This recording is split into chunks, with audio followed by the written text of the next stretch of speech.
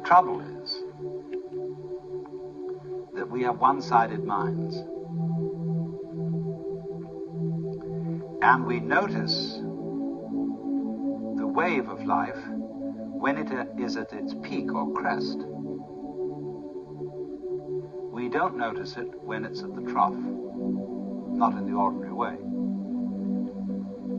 It's the peaks that count. Take a buzzsaw. What seems important to us is the tips. But it is so, you see, that we ignore the valley aspect of things. And so all wisdom begins by emphasizing the valley aspect as distinct from the peak aspect. We pay plenty of attention to the peak aspect. That's what captures our attention. But we somehow screen out the valley aspect. But that makes us very uncomfortable. It seems that we want and get pleasure from looking at the peaks, but actually this denies our pleasure, because secretly we know that every peak is followed by a valley, the valley of the shadow of death. And we are always afraid because we are not used to looking at valleys, because we are not used to living with them. They represent to us a strange and threatening unknown. Maybe, we are afraid, the principle of the valley will conquer,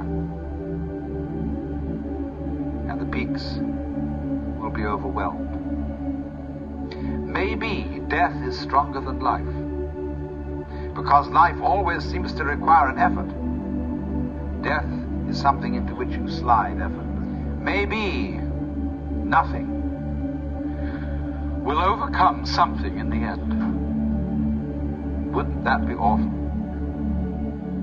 And so we resist change, ignorant of the fact that change is life, and that nothing is invariably the obverse face of something. Most people are afraid of space. They ignore it, and they think space is nothing. Space and solid are two ways of talking about the same thing. Space, solid. You don't find space without solid, you don't find solids without space. If I say there's a universe in which there isn't anything but space, you're Mr. Space between what? Space is relationship. And it always goes together with solid, like back goes with front. But the divisive mind ignores space. And it thinks that it's the solids that do the whole job, that they're the only thing that's real. That is, to put it in other words, conscious attention ignores intervals because it thinks they're unimportant.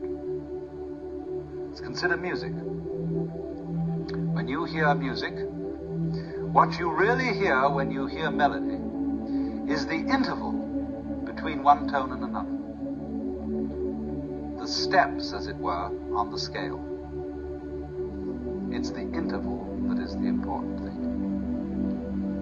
So in the same way, in the intervals between this year's leaves, last year's leaves, this generation of people and that generation, the interval is in some ways just as important, some ways more important than what it's between. Actually, they go together. But I say the interval is sometimes more important because we underemphasize it, so I'm going to overemphasize it as a correction. So space, night, death, darkness, not being there, is an essential component of being there. You don't have the one without the other, just as your buzzsaw has no teeth without having valleys between the tips of them.